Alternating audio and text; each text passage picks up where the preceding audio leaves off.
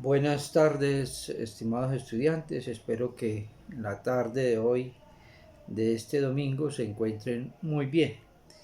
Y como siempre, entonces nos convoca hoy la charla para que posteriormente, en el transcurso de la semana, la podamos comentar y la podamos debatir en algunas otras preguntas o dudas que vayan quedando en el transcurso de la misma. Eh, como habíamos planteado la charla pasada, que habíamos dicho sobre la importancia de la Revolución Francesa y los antecedentes de la misma. Y les decía en la charla pasada que una de las características de esa Revolución Francesa era lo que le había dejado al mundo occidental y la importancia para el mundo occidental, y que dentro de esas visiones de importancia, digámoslo así, en el mundo occidental, estaba el proceso de independencia de lo que conocemos de América Latina. Entonces, en el día de hoy nos convoca a hablar un poco sobre el proceso de independencia y la importancia y qué significa, digámoslo así, la historiografía y en el pensamiento latinoamericano, y en concreto lo que nos compete en el pensamiento colombiano. Pero de igual manera, dentro de ese contexto de independencia, vamos a plantear dos discursos que son de suma importancia, son documentos históricos, como es la Carta de Jamaica y el discurso de Angostura de Simón Bolívar. Y digamos lo que de eso va a ser en el día de hoy la charla finalmente. Entonces, bajo esos criterios, vamos a plantear estos 40 o 50 minutos que durará esta charla. Cuando decíamos que la Revolución Francesa había dejado un legado importantísimo, toda vez que uno puede sintetizar que la Revolución Francesa lo que hace es la divulgación y la implementación de esas ideas ilustradas, diría uno, o ese pensamiento ilustrado. Y ya sabemos qué es ese pensamiento ilustrado. Cuando ustedes leen, y espero que lo hayan leído, la Carta de Jamaica y el discurso de Angostura, encontrarán que en Bolívar existe una cantidad de referencias de pensadores que ya los hemos tratado y que con plena seguridad los que me han seguido en estas charlas ya no es desconocido, ya no son desconocidos, y que pueden entender entonces y que se puede comprender la dimensión y la importancia de ese pensamiento ilustrado y la influencia que a partir de la Revolución Francesa, como una expresión, como una pólvora que se esparce por todo Occidente, esas ideas, y que impactan en este caso a América Latina. Digamos que dentro de ese contexto de la Revolución Francesa, en el movimiento latinoamericano, cómo las ideas influyen en esta América. Decimos que uno de los primeros, diría uno de los gérmenes, o la mejor expresión de esa influencia, es una pregunta que se hacen los criollos. Y los criollos, diría uno, en términos de América Latina, o en términos de nuestra historia, los criollos son la clase, diría uno, los criollos son españoles nacidos en América. Y desde esa perspectiva, uno puede decir de que son españoles nacidos en América, que si bien es cierto, se sentían, no eran de allá, pero tampoco esperaban que le dieran la corona, les esperaba que les reconociera y que les otorgara puestos públicos y que les otorgara ciertas preferencias. Yo siempre he dicho que los criollos son el parásito y de ahí que nuestra idiosincrasia en términos colombianos sean parásitos, esta oligarquía.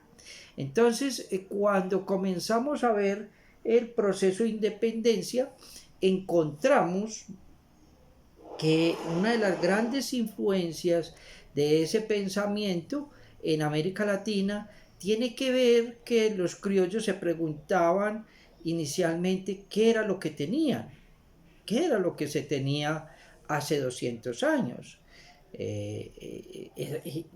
quiénes éramos, para dónde íbamos, cuál es el territorio. Imaginemos 200 años atrás, imaginemos por un momento, yo les voy a colocar 200 años atrás para que imaginemos que, porque es muy bueno imaginar, porque la gente piensa que lo que hay siempre ha existido y no es así, en historia no es así. Lo que hay es el resultado de todo un proceso. Entonces imaginemos 200 años, ¿qué era Colombia, digámoslo así, o la Nueva Granada? ¿Sí? O la Gran Colombia, como quiera llamarse para ese momento, que tiene varios nombres, pero vamos a llamarlo en nuestro caso la Nueva Granada o la Gran Colombia. Imaginemos qué era. Ese era un territorio vacío. Historiográficamente se dice que el territorio contaba escasamente con 300.000 habitantes. Colombia tiene una extensión, Colombia nomás, tiene una extensión de algo así que 1.138.000 kilómetros cuadrados. Venezuela tiene algo así como 900.000 kilómetros cuadrados, 900 y punta. Entonces, y frente a 300.000 habitantes, era un territorio vacío, vacío y selvático. O sea, hace 200 años esto era un territorio vacío y selvático. No es lo que conocemos hoy.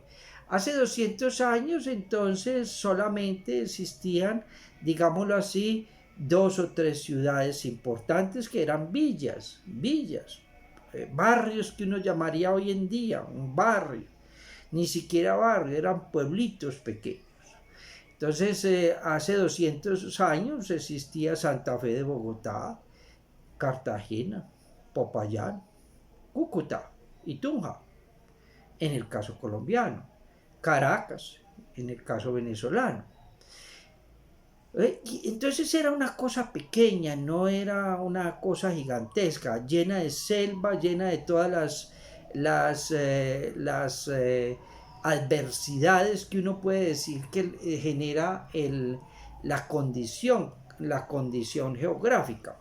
Y hago la aclaración porque en la historia colombiana se ha metido una cantidad de mentiras enormes, toda vez que es una historia patrocinada por el poder y es una historia no más que para exaltar a las oligarquías. Entonces se ha metido una cantidad de mentiras que en última instancia no tienen asidero en lo que es real. Y una de esas cosas que se ha metido es el mismo territorio. Entonces imaginemos un territorio vacío. Imaginemos un territorio con 300.000 habitantes escasamente. Imaginemos un territorio lleno de selva, tal como lo describen muchas de las novelas, por ejemplo las novelas, incluso Gabriel García Márquez, cuando en Vivir para contarlo, en el amor en los tiempos del cólera, todavía para el siglo XX, todavía esto es selvático. No entonces cuando cogemos la novela de Rómulo Gallegos, por ejemplo, que nos describe el paisaje venezolano y los llanos, que es selvático. Entonces, hay mucha novela, digámoslo así, que nos puede describir ese contexto de principios del siglo XIX colombiano, o de la Nueva Granada en este caso. Entonces, los criollos se preguntaron eso, eran 4 greñudos, diría uno, metafóricamente, preguntándose que España no lo reconocía, eran hijos de españoles, pero ¿qué hacemos acá? Entonces la pregunta de esos criollos los llevó a gestar un movimiento importante, diría uno, en el pensamiento latinoamericano. Y ese movimiento que se llama no es más que la expedición botánica. La expedición botánica en el caso colombiano es propuesta por José Celestino Mutis y tenía un objetivo claro, elemental, y es que para uno poder reclamar, para uno poder generar procesos, tiene que saber de lo geográfico, tiene que saber de lo local, tiene que saber qué es lo que se perdió.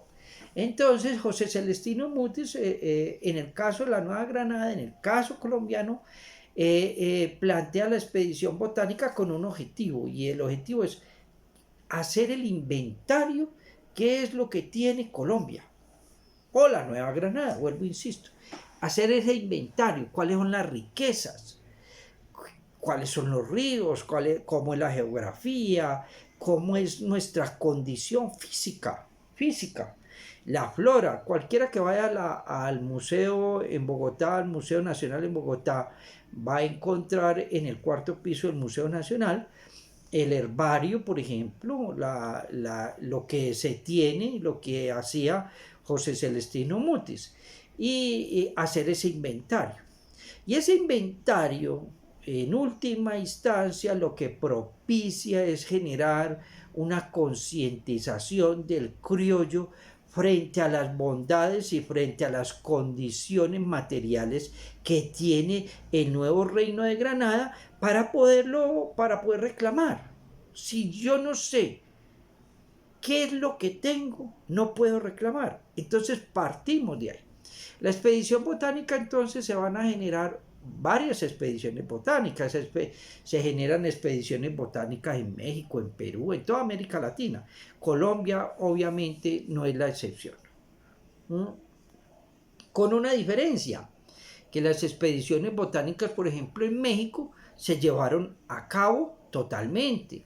Hicieron el inventario total, incluso desde la parte de lo que se conoce, lo que se conocería hoy en día la etnografía, y lo que se conocería hoy en día el levantamiento, diría, de los pueblos que realmente tenían en ese momento.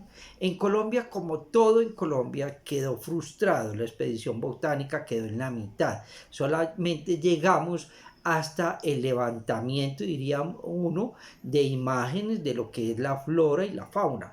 Hasta ahí llegó, pero la expedición botánica era un proyecto que permitía conocer con integralidad, diría uno, en ese momento, el territorio. Entonces, digamos que ese es el preámbulo del proceso de independencia, y que es herencia de todo el pensamiento ilustrado, porque en la expedición botánica, y sobre todo con José Celestino Mutis, lo que empieza a plantearse es que para poder reconocerme, tengo que reconocer el entorno. Para poder saber y para poder saberme, recuerde Kant, tengo que reconocer en qué entorno me muevo. Ese es el fundamento, entonces, de esa expedición botánica. Entonces, digamos que todo, ya a finales del siglo XVIII, la expedición botánica es lo que va a abrir el abrebocas de lo que va a ser el proceso de independencia. Porque todo el proceso de independencia se gesta básicamente entre 1700, colocándole cronología, entre 1789 y 1820-21. O sea, es un proceso largo en toda América Latina. En Colombia es entre 1810, la oleada de la Nueva Granada, y 1819. Es un proceso largo en toda América Latina. Entonces, pero ese proceso va a tener, vuelvo, insisto, su gesta, su origen, su influencia, el elemento que le permite a los criollos pensarse, y que ese elemento que le permite a los criollos pensarse, el primero es reconocerse. la expedición botánica la podríamos resumir como un acto de reconocerme tanto externa como internamente, como un acto de reconocimiento de lo que hay, de lo que tengo y de lo que soy. Ese es el fundamento de esa expedición botánica finalmente, y que va a ser el germen, diría uno en términos de la ilustración, de lo que es el proceso de independencia finalmente. Luego entonces viene toda la influencia del pensamiento de la Revolución Francesa. Y esa influencia del pensamiento de la Revolución Francesa la recogen varios personajes, por ejemplo como Caldas, Nariño, y la recoge sobre todo en los textos y en la forma de traducir. Toda vez que estos criollos eran criollos educados, diría uno, eran parásitos educados. Y hay que reconocer que la oligarquía, estas oligarquías parásitas que nosotros tenemos, que se han gestado y que creen que han tenido el derecho de lo que es la tierra y etcétera, es una oligarquía medianamente instruida. Entonces lo que tenemos es una oligarquía instruida, una oligarquía que es educada. Y como oligarquía educada, entonces es una oligarquía que se cree con el derecho a mandar al resto, al ignorante, a mandar al que no tiene nada. Esa es nuestra idiosincrasia. Entonces, desde esta perspectiva, cuando uno coge a Santander, por ejemplo, a Caldas, a Nariño, eran sujetos educados y que habían viajado, habían tenido la oportunidad de viajar a Europa, en el caso de Nariño, por ejemplo, y de Caldas, y que tenían el conocimiento, habían leído a los ilustrados, tanto franceses como a los ingleses. Y a partir de la Revolución Francesa, entonces, ese pensamiento sobre los derechos del hombre influye enormemente y se constituye, digamos, en un ideario de estos criollos en América, y en el caso de Nariño se constituye en un ideario de libertad. Entonces Nariño es el que promueve lo que conocemos los derechos del hombre, pero los derechos del hombre no son más que ese pensamiento ilustrado de la Revolución Francesa, y que lo que hace Nariño finalmente es traducir eso, porque vuelvo, insisto, eran sujetos letrados. No sabría decir si ilustrados, pero sí letrados. Y vuelvo, insisto, ilustrados es otra cosa, pero letrados, lo que tenemos es una oligarquía letrada. Entonces, Nariño recoge este tipo de ideas y empieza a plantearlas acá. Y toda vez que como comienza a plantearlas, entonces el virrey, el representante del rey en estas tierras, comienza a haber un peligro, toda vez que la Revolución Francesa lleva un peligro enorme. Ya sabemos cuál es el peligro enorme. Primero, el peligro enorme es borrar de tajo la idea de Dios, más que la idea de Dios, es quitarle el poder a la iglesia. Y eso para el virrey, eso va en contra del reinado, y va en contra del rey, y va en contra de los principios españoles. Entonces la Revolución Francesa en España es mal vista, y mal vista porque bueno, le vamos a quitar el poder a la iglesia. España siempre ha estado, digamos, auspiciada, postrada al poder de la iglesia. Y por el otro lado, entonces, la Revolución Francesa, el pueblo de la Revolución Francesa y la Ilustración Francesa borran de tajo también a lo que es esa monarquía absoluta, a lo que el virrey y el rey ven con muy malos ojos, que esa monarquía absoluta sea borrada en Francia y que se vuelva un reflejo, digámoslo así, en América y en España. En otras palabras, la Revolución Francesa es mal vista por las monarquías, por la Iglesia en América Latina, en América, y por lo tanto se persigue a todo aquel que haya vivido, tenga influencia de ese pensamiento de la Revolución Francesa y finalmente de ese pensamiento ilustrado. Entonces, frente a esas características que deja la Revolución Francesa, frente a ese reconocimiento que nos deja la Revolución Francesa y que, vuelvo, insisto, con José Celestino Mutis, lo que hace es crear conciencia de esas condiciones, se gesta el proceso de independencia.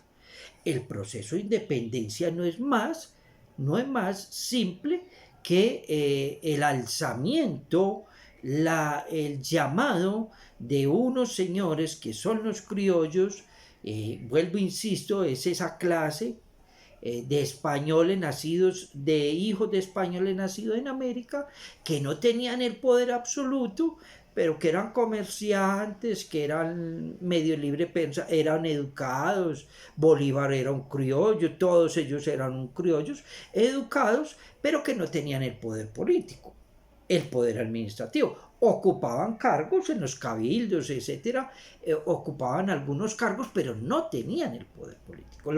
Lo que vamos a reclamar es el poder político, toda vez que somos nacidos acá, a pesar de que seamos hijos de españoles nacidos acá y que tenemos el derecho a gobernarnos. Ese es el principio del proceso de independencia. Y es independencia, no revolución, es independencia. Independencia quiere decir independizarme. Yo gobernarme puede ser bajo los mismos principios. De hecho, los mismos principios eran reconocer al rey. Las manifestaciones de independencia, por ejemplo, en Nariño, departamento del Nariño, en Pasto, era viva el rey, abajo el mal gobierno. O sea, ¿cuál era el gobierno? El virreinato. Entonces, viva el rey, el rey Fernando VII, ¿sí? El rey de España. Reconocíamos al rey de España, pero lo que no reconocíamos, y esa es la independencia, es el virreinato, que era al caballero, o sea, que hacía sino cobrar tributo, impuesto, y un virreinato que no servía para nada, y que finalmente lo único que estábamos haciendo los criollos, vuelvo e insisto, era reclamar que la administración y el poder político recayeran, nuestros designios políticos recayeran en gente nuestra, en los criollos nacidos acá, y que por lo tanto eso permitía también reconocer al rey. Digámoslo en otras palabras, el proceso de independencia es independizarse, pero reconociendo al rey. Eso es una independencia. Así como cuando usted se independiza de su padre y su madre, se emancipa. De hecho, el Código Civil se llama emancipación. Los hijos se emancipan. Claro, los hijos se emancipan toda vez que se independizan. Y eso quiere decir de que yo voy a hacer mi destino, pero reconozco al padre y a la madre. Eso es la independencia. Igual sucede, o sea, no hicimos, en otras palabras, en términos políticos, lo que hicimos fue un remedio de la Revolución Francesa mal hecho, mal hecho. Independizarnos, pero reconociendo la corona, reconociendo la iglesia, reconociendo todo lo que se traía, mal hecho, como siempre en América Latina y como siempre en el caso de la Nueva Granada y en Colombia, mal hecho, mal hecho. Desde esa perspectiva, entonces, ese proceso de independencia se va gestando y cada nación, diría uno, cada parte del territorio latinoamericano va a empezar a gestarse esos movimientos y que van a ser propios, y que va a ser un proceso de 30 o 40 años, o unas veces un poquito más, y que se pueden identificar cosas en común. Entonces identificamos cosas en común en México, se identifica cosas en común en la Nueva Granada, se identifica cosas en común en el caso de Bolivia, por ejemplo. Mirado así entonces del proceso de independencia, uno puede decir de que en el caso de la Nueva Granada se tiene una gran influencia de un pensamiento y que es importante en el caso, incluso hasta ahora, en el caso no solamente colombiano, sino en el caso venezolano. Esa importancia, esa importancia se radica en en dos, eh, en dos documentos históricos, dos documentos que son básicos para entender el proceso. Esos dos documentos son lo que conocemos como la Carta de Jamaica y el discurso de Angostura. ¿Por qué los traigo y por qué hago alusión a ellos? Porque en esos dos documentos están los elementos que posteriormente se van a gestar en el siglo XIX para consolidar lo que vamos a llamar la República de Venezuela, o en el caso venezolano, o la República de Colombia.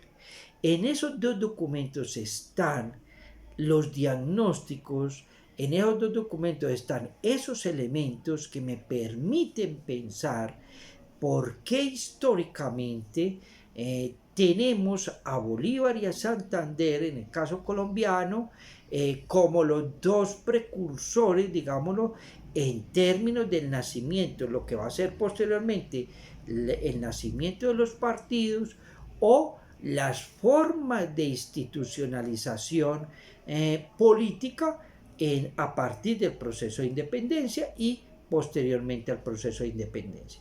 En otras palabras, esos dos documentos son básicos en la historiografía colombiana y en la historiografía venezolana, y hago aquí la alusión entre Venezuela y Colombia toda vez que compartimos el mismo proceso histórico, el mismo proceso de independencia y los mismos personajes, diría uno, los mismos protagonistas en esta historia, en el inicio de lo que conocemos la Nueva Granada, o lo que se conoce como el proceso de independencia propiamente dicho. Y esos dos documentos son la Carta de Jamaica y el discurso de Angostura. Voy a ser breve, por tiempo y para que esto no se nos extienda, pero voy a ser breve y voy a recoger algunas consideraciones de la Carta de Jamaica. Cuando uno lee la Carta de Jamaica, ese gran documento, encontramos que Bolívar en la Carta de Jamaica retoma, como en el Congreso de Angostura, retoma un concepto de la Revolución Francesa. El primer concepto que retoma es de pueblo. Y eso es importantísimo. Volvemos otra vez al pueblo. Hace una referencia a los pueblos de América. Y por esa razón yo siempre he considerado, y de hecho tengo entre manos, diría uno, y entre mis comentarios hacer el día de mañana, no sé cuándo, un análisis de los discursos de Chávez, por ejemplo, toda vez que en esos discursos, cuando usted los escucha, siempre hay una referencia a la historia. Bolívar siempre se refería a la historia. Siempre hay una referencia al proceso histórico, ¿sí? Y como hay una referencia al proceso histórico, de hecho, está aumentando constantemente el proceso histórico, y de hecho se refiere a eventos históricos. Toda vez que la historia me va a permitir una de sus finalidades, y es que a partir del conocimiento de la historia, yo puedo exactamente mirar el devenir y hasta tener un grado de pronóstico acerca de los procesos históricos. Un grado de pronóstico. Toda disciplina tiene un grado de pronóstico. Si no tiene un grado de pronóstico, aunque sea mínimo, no es disciplina. La historia tiene esa particularidad. De ahí que repitan tan mañidamente esa frase, que el que desconozca, que entre otras cosas es muy mal utilizada, el que desconoce la historia, pues desconoce, no sabe para dónde va, diría uno. ¿Sí? ¿Por qué? Porque la historia tiene también un grado de pronóstico. Bolívar lo que recoge en esa carta de Jamaica, como en el Congreso de Angostura, apela a la historia. Esa es la consideración, y era la consideración de la Revolución Francesa, toda vez que la historia me permite uno de sus fundamentos esenciales, que lo habíamos visto, y era de unificación. De unificación. La segunda consideración es el concepto de pueblo. Si ustedes han leído la Carta de Jamaica y el Congreso de Angostura, verán que siempre se refiere a los pueblos de América, al pueblo, al pueblo. Y eso es una categoría gigantesca para el reconocimiento de los conflictos sociales en un momento determinado. Cuando yo no reconozco al pueblo, yo no puedo reconocer que hayan conflictos. Ese es nuestro problema, nuestra idiosincrasia y nuestro problema histórico colombiano. Es que aquí no reconocemos al pueblo, por lo tanto, como no reconocemos al pueblo, no reconocemos nada. Aquí pasan cosas y nada pasa. Aquí viven pasando cosas y nada pasa. Y no pasa y no tiene ningún atravesamiento, porque es que el pueblo ha sido borrado del discurso político.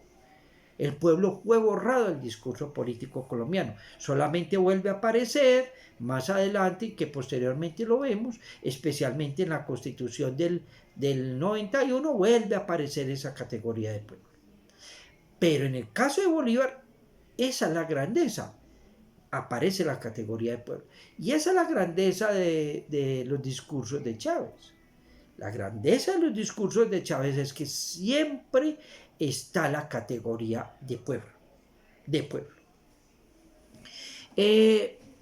La otra consideración de la Carta de Jamaica, recuerden que es una carta que tiene 200 años y que la escribe Bolívar por allá para responderle a Henry Cullen en 1815. Henry Cullen era un rico comerciante que daba patrocinio a las gestas libertadoras, ¿cierto?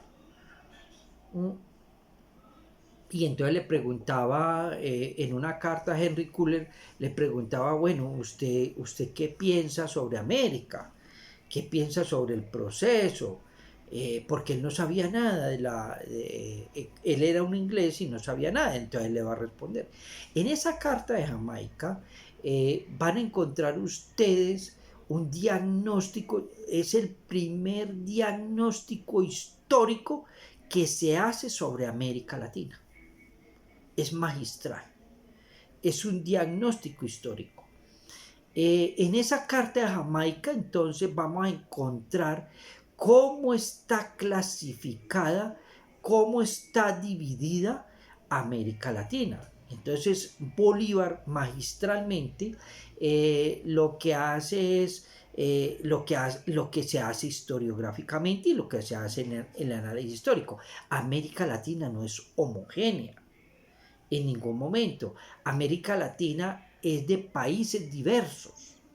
Solamente tenemos algunas regiones que tienen cierta identidad por ciertas condiciones geográficas. Entonces tenemos una América central, ¿sí?, que es una América indígena, Cuando usted coge a Honduras, Guatemala, incluso México, el sur de México, es de pueblos indígenas, es una América maicera que conocemos.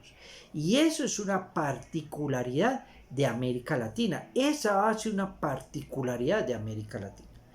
Pero también tenemos una América andina. Y esa América andina es la que está conformada por Venezuela, Colombia, Ecuador, Perú y Bolivia. Y esa América andina es una América de pueblos también maiceros, pero que tienen otra idiosincrasia, otra cosmogonía, otra visión del mundo.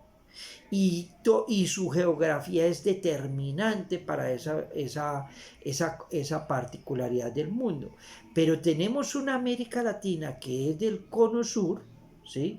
Como Argentina y Chile, que son totalmente diferentes con respecto al resto de América Latina. Pero tenemos también la parte de la Amazonía, la parte del Brasil, que es otra porción de América y es diferente en términos históricos, toda vez que su génesis histórica está apoyada en el proceso portugués y que en América Latina se enquista, se enclava en un territorio que es particular y que es inmenso y que va a determinar el resto del proceso histórico.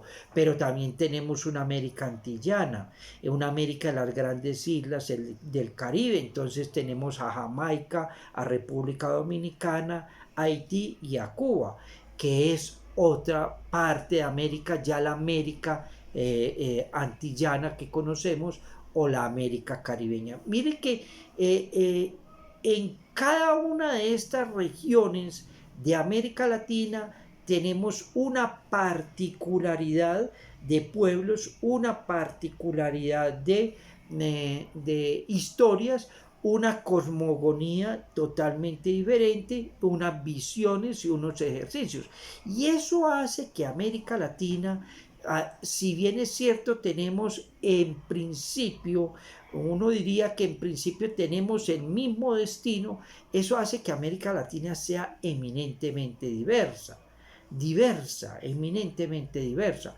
Entonces, lo que Bolívar hace en esa carta de Jamaica es llamar la atención sobre esa diversidad de pueblos que tenemos en América Latina, pero también llama la atención que a pesar de que tenemos esa diversidad de pueblos, de regiones geográficamente de América Latina, nos convoca una misma historia. Nos convoca una misma historia y es que es la historia del mismo proceso de coloniaje que se da a partir del descubrimiento de América y que es el mismo proceso de dominio y que ese mismo proceso de dominio nosotros los latinoamericanos tenemos que enfrentar en nuestro devenir histórico. Entonces Bolívar lo que hace es finalmente ese gran diagnóstico y que permite ser vigente, porque la Carta de Jamaica es una carta vigente históricamente, necesaria para estudiarse, necesaria para poder entonces entender el proceso histórico nuestro.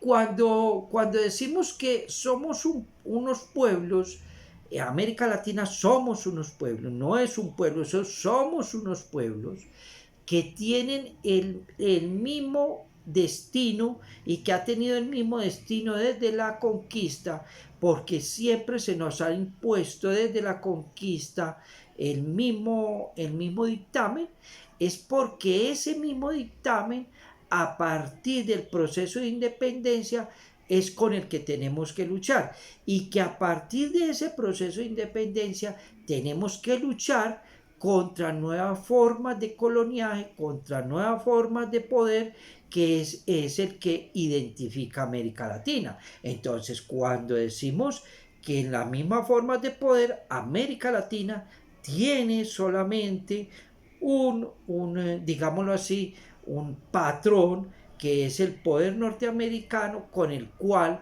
diría uno que los pueblos de América Latina tienen que luchar a partir del proceso, finalizado el proceso de independencia latinoamericano, o sea, el proceso de independencia. Entonces, de ahí que Bolívar decía, América Latina tiene un gran destino, y ese gran destino es luchar contra ese coloso, toda vez que si nos independizamos de España, pues tenemos ese otro coloso que está al norte y que va a plagar a América Latina de dolor, de pobreza y de todo, y que fue un pronóstico enorme para el caso latinoamericano. Cuando hablamos entonces de América Latina y que Bolívar lo recoge bien en la Carta de Jamaica, decimos que el proceso histórico latinoamericano lo cobija cuatro etapas. Bolívar de alguna manera en la Carta de Jamaica también las referencia. Y es que cuando estudiamos el proceso latinoamericano, tenemos estas cuatro etapas. Primero, el proceso de conquista. ¿Cómo se produce la conquista? La conquista se produce de manera diversa en América Latina. Mientras que los conquistadores arrasan, por ejemplo, con México, arrasan con Perú, arrasan con pueblos enteros. Los conquistadores, en última instancia, ese proceso de conquista es un proceso de arrasamiento. Por eso es que yo estoy tan contento y por eso me alegra tanto, por ejemplo, las manifestaciones en este momento en los Estados Unidos, cuando cogen la estatua la imagen de Cristóbal Colón y arrasan con ella. Eso es prodigioso, enormemente prodigioso, porque eso es decir, bueno, aquí no hay nada. Y me llama mucho la atención que sean los gringos que hagan eso. Me llama mucho, y no nosotros. Y eso da cuenta de lo postrados que tenemos esta historia nuestra. Eso da cuenta de lo postrados que estamos. Mientras que las marchas gringas arrasan con todo, arrasan con policías, queman lo que cojan, acaban con lo que cojan. Aquí las marchas son pacíficas, yo lo he dicho claramente, una marcha pacífica no es marcha. Una marcha pacífica, una procesión. A la Madre Laura, o yo no sé a qué santo por ahí. Mientras aquí hacemos besatones, abrazatones, son formas ideológicas de dominio expeditas a nivel psicológico que lo único que nos han hecho es postrar, no unas manifestaciones de esa índole que hemos visto en los últimos días en Norteamérica, y que eso produce cambios. Vean los cambios que están produciendo en Norteamérica, pero aquí no pasa nada.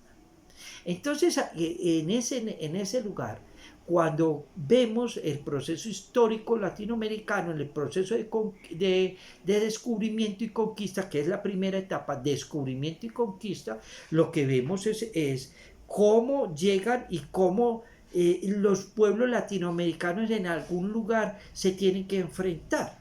Se enfrentan. En el caso, por ejemplo, de México, se enfrentaron. Y por eso es que México tiene un gran sentido patriótico, toda vez que el pueblo mexicano, desde sus pueblos originarios, se enfrentaron y lucharon, y son viscerales en términos de arrasar con el otro, porque tuvieron que luchar. Y la vieron fea, digámoslo así, esos conquistadores rapaces la vieron fea. En el caso peruano lo mismo, pero en el caso colombiano llama mucho la atención, porque en el caso peruano muchos de estos conquistadores llegan y prácticamente se entregan. El pueblo Chibcha, que es el pueblo emblemático, es un pueblo entregado, borracho, históricamente. Y cuando llegan los conquistadores se entregaron. No ejercieron ninguna oposición, no ejercieron ninguna fuerza, no ejercieron nada. Entonces eso ya va hablando, ya dando las características de lo que significa el pueblo, este pueblo de la Nueva Granada o en el pueblo colombiano, que es un pueblo postrado, un pueblo entregado, un pueblo que no pasa nada. Pero es que desde el mismo proceso de descubrimiento y conquista nunca ejercimos ninguna en el caso de la sabana cundiboyacense, el pueblo de Chipcha, que es el emblemático y que siempre nos lo repiten y nos lo repiten. Hubo pueblos que sí se enfrentaron, por ejemplo los Caribe, se enfrentaron, pero el pueblo que se entregó y que prácticamente donde se gesta todo el proceso histórico nuestro es un pueblo entregado. Y lo mismo va a suceder. Entonces, tenemos la primera etapa del proceso de latinoamericano a partir de la modernidad, que es el proceso de descubrimiento y conquista. Conquista y descubrimiento, como lo quieran llamar. Ahora tenemos una segunda etapa, que es el proceso de coloniaje. ¿Qué es el proceso de coloniaje? El proceso de coloniaje es la forma como el español se establece en América Latina y en América. Y ese proceso de coloniaje entonces es lo que da cuenta, por ejemplo, los pueblos coloniales, las capillas, las iglesias, su infraestructura que todavía queda y se constituye en patrimonio histórico, digámoslo así, de los pueblos latinoamericanos. Entonces usted va a México, viene a Colombia o está en Colombia y hace la misma cosa. Aquí en Antioquia tenemos pueblos coloniales, o sea, formas de establecimiento del español en América. Y a partir de esa forma de establecimiento, entonces tenemos formas de relación, formas de cómo se trata al español que está viviendo acá, al señor. Siempre es de una postración en ese proceso. Entonces, y en ese proceso de establecimiento se gesta lo que vamos a conocer fuertemente como el proceso de mestizaje. Entonces, el proceso de mestizaje no es más que esa mezcla entre españoles, esclavos negros que traían, indígenas, y que va gestando un tipo particular de sujeto. ¿Sí? Entonces tenemos que el pueblo latinoamericano es un pueblo mestizo. Entonces entonces tenemos genes de negros, genes de indígenas. Es un pueblo mestizo. Aquí no hay nadie, aquí no hay nada autóctono.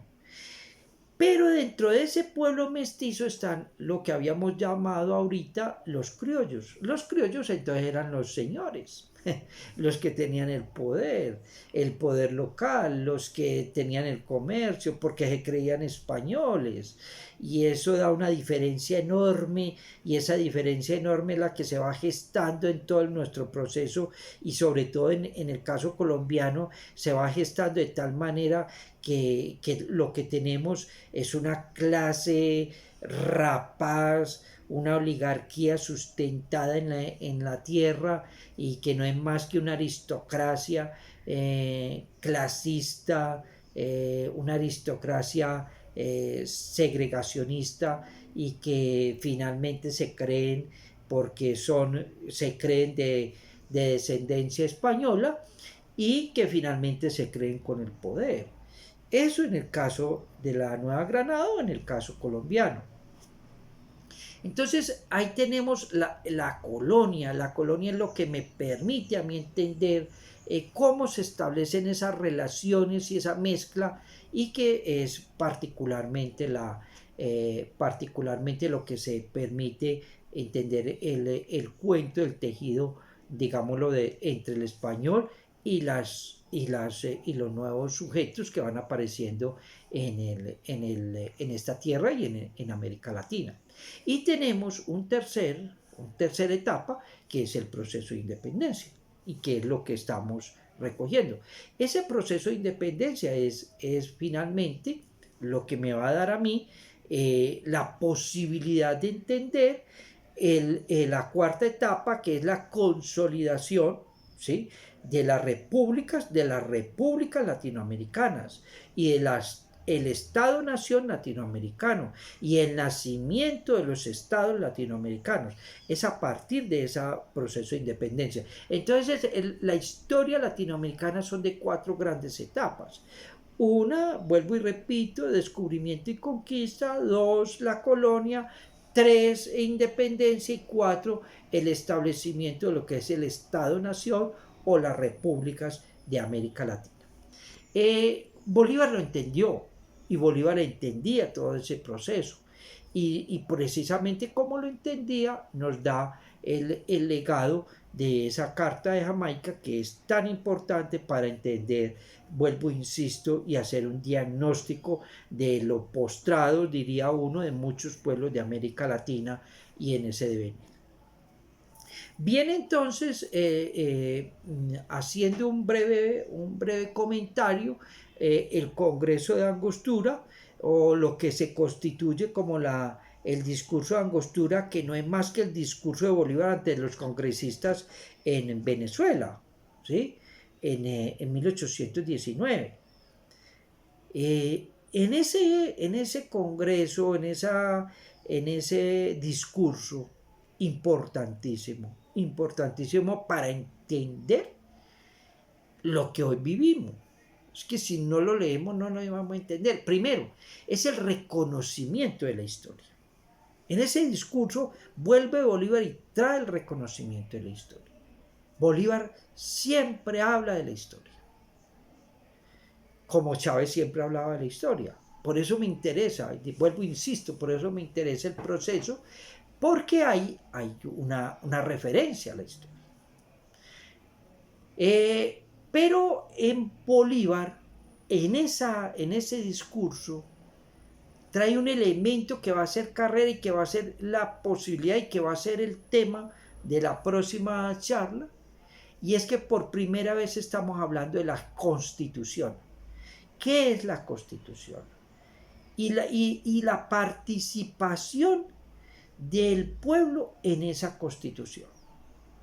Entonces el Congreso es el llamado, en ese discurso es el llamado de Bolívar a los pueblos, a los representantes de ese pueblo, para a partir de esas constituciones poder generar un proyecto y poder reivindicar a los pueblos, en este caso al pueblo venezolano o a los pueblos latinoamericanos, porque finalmente lo que Bolívar hace es una referencia a los pueblos latinoamericanos. Entonces el discurso de Angostura es esa referencia y llamar a la autenticidad, a nuestro devenir histórico, a nuestro proceso propio, y cómo nosotros tenemos que resolver esos problemas propios y que son básicos para poder entender un devenir en un momento determinado. Si eso no es posible, no es posible el proceso. Ese es el llamado de Bolívar en ese discurso de Angostura. Pero también me llama mucho la atención porque para poder tener ese poder de llamar al pueblo, de convocar al pueblo, el pueblo tiene que verse representado en figuras. En figuras. Y una de esas representaciones de esas figuras es la participación que tienen los militares en el ejercicio de reivindicación de los pueblos. Eso es importantísimo. Contrario a lo que sucedería hoy en día. Hoy en día los militares están al servicio del poder de las oligarquías, del Estado arrasador. Mire lo que sucede en los Estados Unidos y en cualquier parte de América Latina. Bolívar no. Bolívar lo que hace es ese pueblo tiene en su, diría uno, en su ejército, ese representante que le va a permitir abrir el espacio de lucha en un momento determinado. Por esa razón es importante el discurso de Angostura, porque hay un reconocimiento, hay una apropiación y cómo los pueblos se tienen que apropiar de su proceso y de su devenir histórico. Entonces, el Congreso de Angostura es básico para entender pero es básico, vuelvo y repito, porque recoge elementos de esa revolución francesa, por ejemplo la Constitución, por ejemplo el pueblo, recoge los idearios, las formas de gobierno, lo que debe ser una forma de gobierno, incluso el discurso de Angostura, si lo leen, hace una referencia a todos los ilustrados, a los grandes ilustrados, a Montesquieu, a Voltaire, a Rousseau, a Locke, a todos los ilustrados que hemos visto, tanto ingleses como franceses. Ese pensamiento liberal. Y eso ya es importante toda vez que me permite a mí entender el proceso histórico. Entonces me parece que desde esa perspectiva el proceso de independencia lo que abre es preguntas esenciales, participaciones esenciales de lo que va a venir y el gran ideario del pueblo en términos de América Latina, y que se pierde finalmente en todo el proceso del siglo XIX y que solamente lo vamos a ir rescatando entre periodos, y que habrán países que lo han rescatado igualmente, lo habrán países que lo han rescatado en términos de la participación del pueblo. En el caso colombiano no. En el caso colombiano lo que vimos fue un siglo XIX y vamos a ver un siglo XIX postrado. Un siglo XIX donde las oligarquías locales, donde la aristocracia local se apodera de lo que es el Estado, o sea, esos criollos, se apodera de lo que es el Estado y postra y finalmente niega y finalmente borra de tajo en el discurso al pueblo. Eso es lo que vamos a ver a partir del próximo video, cuando comience a hablar sobre la constitución y las constituciones en el siglo XIX, qué es la nación en el siglo XIX, qué es el Estado en el siglo XIX colombiano y quiénes son los que participan en ese proceso político del siglo XIX colombiano, para que lo vean ustedes dónde está el pueblo totalmente alejado de nuestro devenir histórico. Espero que les haya gustado y espero las preguntas y las inquietudes en la próxima charla.